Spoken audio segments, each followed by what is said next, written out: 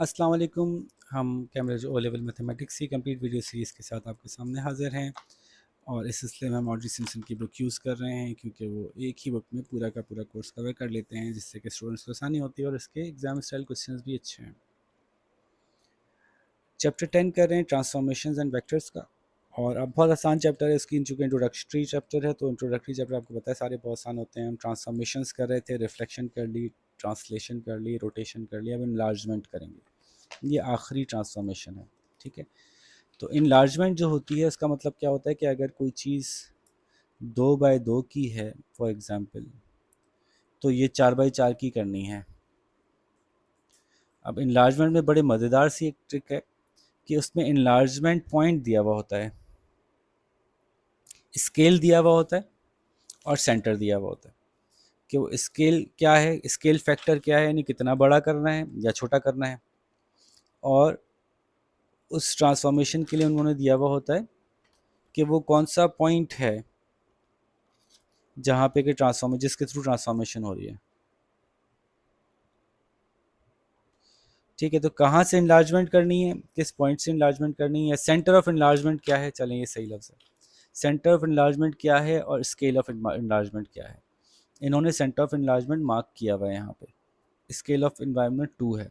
तो मैं डायरेक्टली शुरू करता हूँ थ्योरी बताए बगैर, तो उससे ना आपको समझ में आ जाएगी कि करना क्या है। बहुत आसान है इनलार्जमेंट, मुझे तो बहुत सबसे आसान लगती है, ठीक है। करना क्या है कि आपने पॉइंट्स मार्क किए, 1 2 3 4 5 पॉइंट्स हैं, 6 हैं, चलें 7 हैं, ओके। स्केल ऑफ फैक्टर 2 इस जगह से, तो देखिए ये पॉइंट यहाँ से कितना दूर है, 2 डायगोनल दूर है। तो अब ये पॉइंट यहाँ से 4 डायगोनल दूर बनेगा क्योंकि स्केल ऑफ फैक्टर 2 है, डबल हो जाएगा इसका। तो 1 2 3 4 ये आ गया उस पर। चलो मैं कलर चेंज कर लेता हूँ क्योंकि ये मैंने रेड से दे दिया है, तो इसको हम ग्रीन से कर लेते हैं, ठीक है। तो ये 1 2 3 4 ये पॉइंट बन गया। अच्छा, ये पॉइंट यहाँ से डायगोनली 1 2 3 4 एक्स और 1 वाई के फासले पर है, तो ये जाएगा 1 2 3 4 5 6 7 8 एक्स और 2 वाई के फासले पर। ये पॉइंट आ गया दूसरा। ये पॉइंट यहाँ से 1 एक्स और 1 2 3 4, अच्छा ये डब्बे गिन रहा हूँ मैं, वो यूनिट नहीं गिन रहा हूँ। तो 1 2 3 4 डब्बे यूँ और एक डब्बा यूँ है, तो ये 2 डब्बे ऐसे और 8 डब्बे ऐसे, 1 2 3 4 5 6 7 8 पे मार्क होगा। ये वाला पॉइंट मार्क हो गया, कौन सा, ये वाला, सॉरी, ये मार्क हो गया, ये मार्क हो गया, ये मार्क हो गया। फिर ये वाला पॉइंट, एक दो तीन डब्बे एक्स में बढ़ा हुआ है और 1 2 3 4 5 6 डब्बे वाई में बढ़ा हुआ है। तो इसका मतलब है 12 डब्बे वाई में जाएगा और 6 डब्बे एक्स में जाएगा, 1 2 3 4 5 6। इसी तरह से अब मैं इसको ले लेता हूँ, चलें।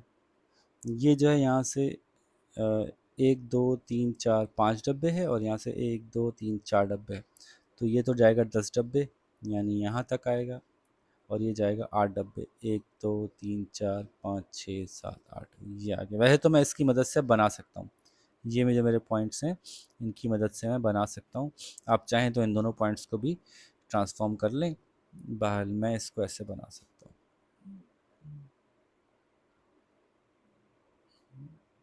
Draw as many points as you need, उससे आपको एक्यूरेट बनाने में आसानी मिलेगी, ठीक है। तो ये हमने क्या किया, ये हमने स्केल फैक्टर 2 और फ्रॉम ओरिजिन, इसको जो है वो इनलार्ज कर दिया, इनलार्ज किया from origin to the scale factor 2। अच्छा, दूसरी डायग्राम देख लें। अब यहाँ से इनलार्जमेंट होगी, यहाँ से गिना जाएगा सब कुछ, और कितना फैक्टर है, फैक्टर है 3, वाह, बड़ा हो जाएगा। तो पहला पॉइंट ये मार्क करते हैं, दूसरा पॉइंट ये मार्क करते हैं, तीसरा पॉइंट ये मार्क करते हैं, चौथा ये करते हैं, पांचवा ये करते हैं, बन जाएगी मेरे हिसाब से इसमें। बाकी आप देखिएगा, आपको ज़्यादा करना है तो आप ज़्यादा कर लीजिएगा। ये यहाँ से एक डब्बा आगे है, तो अगला पॉइंट 2 डब्बे आगे होगा,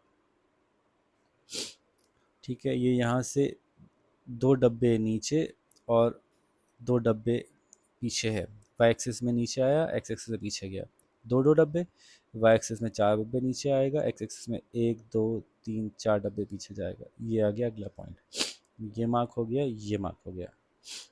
फिर ये पॉइंट इस ओरिजिन या ये जो भी हमने इसका ट्रांसफॉर्मेशन सेंटर लिया है, यहाँ से दो नीचे है और दो आगे बढ़ा है। वाई एक्सिस में -2 है, एक्स एक्सिस में +2 है।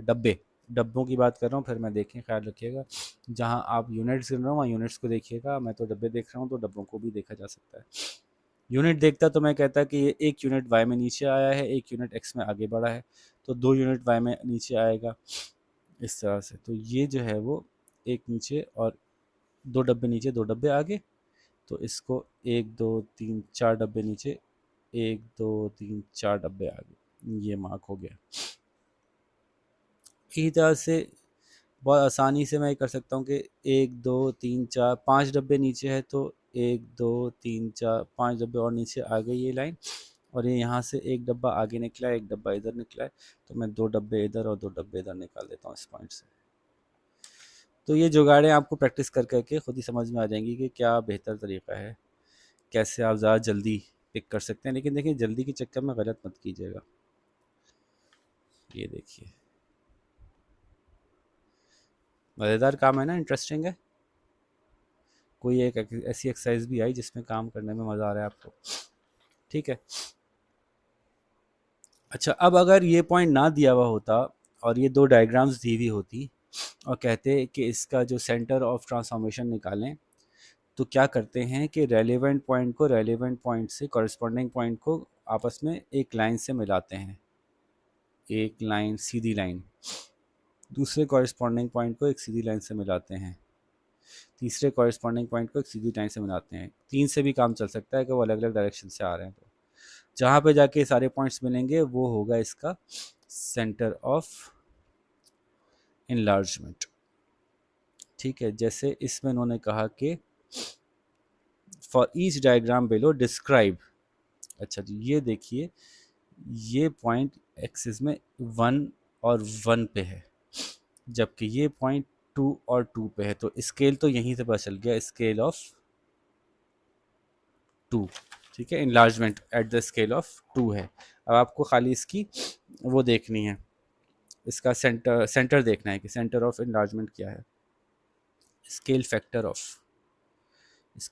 ऑफ 2 और सेंटर ऑफ इनलार्जमेंट देखते हैं, फिर मैं पूरा लिख के दिखाता हूँ आपको। तो इनलार्जमेंट और सेंटर कैसे निकालेंगे, मैंने जैसे बताया, इसको इससे मिलाएंगे। ऐसा करते हैं कि स्केल ले लेते हैं थोड़ी देर के लिए।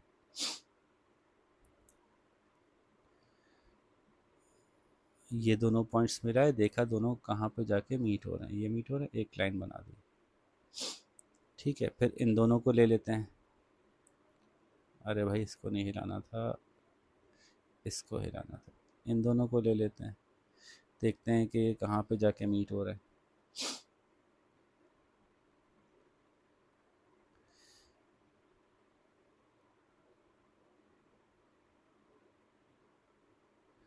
ठीक है, ये एक लाइन बना दी मैंने।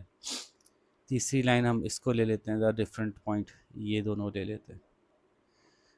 तो ये हमने बना दी, लास्ट कॉर्नर मिला दिए। 3 से काम चल जाता है आम तौर पे, अगर आपका शेप रेगुलर होता है ना। तो देखें, ये मैंने बना दी, देखें तीनों कहाँ जाके मिल रहे हैं, यहाँ मिल रहे हैं। तो ये आपको बनानी होगी, ये लाइंस आपको बनानी होंगी, ट्रांसफॉर्मेशन लाइंस। ये जहाँ तीनों जाके लाइन मिलेंगी वो पॉइंट आपको मिल गया। तो अब इसको आंसर को इस तरह से लिखेंगे कि ये एक इनलार्जमेंट है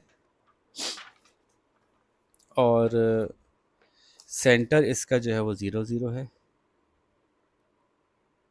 0,0, और स्केल फैक्टर इसका 2 है। सही है। अब ये देखते हैं, तो ये शाबाश आप लोग खुद कीजिए, किससे किस में ट्रांसफॉर्मेशन हुई है, ए से बी में। तो अब स्केल फैक्टर क्या होगा इसका, ए से बी में हुआ है तो स्केल फैक्टर क्या होगा। तो जैसे मल्टीप्लाई होता है तो स्केल फैक्टर 2 या 3 या 4 होता है। पहले तो इसका स्केल फैक्टर निकाल लेते हैं ना कितना है, कि ये है इस पॉइंट को देखें तो ये खड़ा है -2, -3 और -2 पे।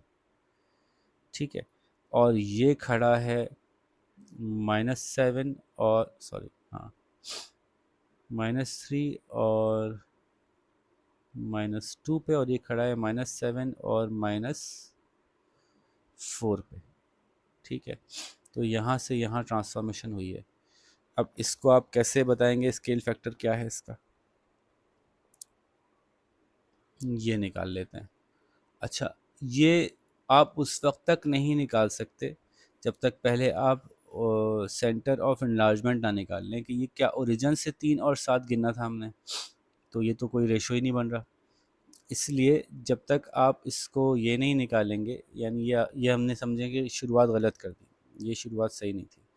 पहला काम आपको ये करना पड़ता है कि सेंटर ऑफ इनलार्जमेंट निकाल लें।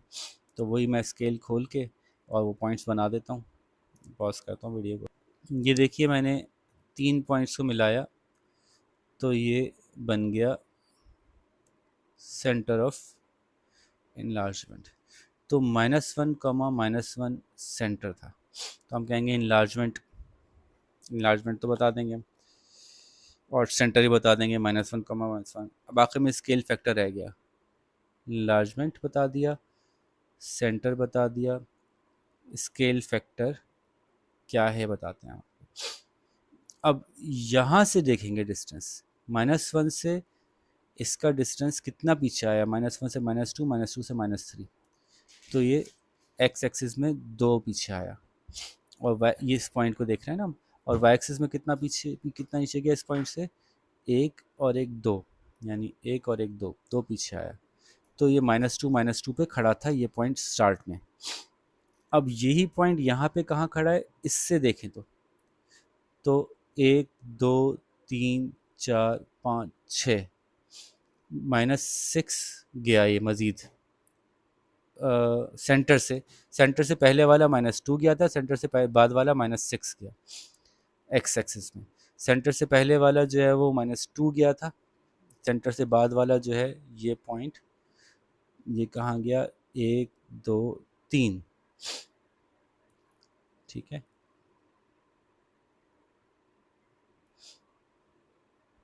-3।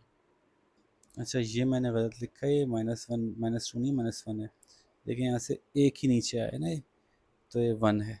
वो डब्बों से मैं कंफ्यूज हो गया था।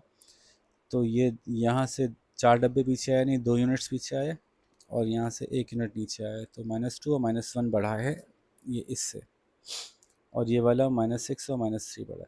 तो देखिए जो डिफरेंस आ रहा है इसका स्केल एक ही पॉइंट से पता चल गया कि डिफरेंस 3 टाइम्स है।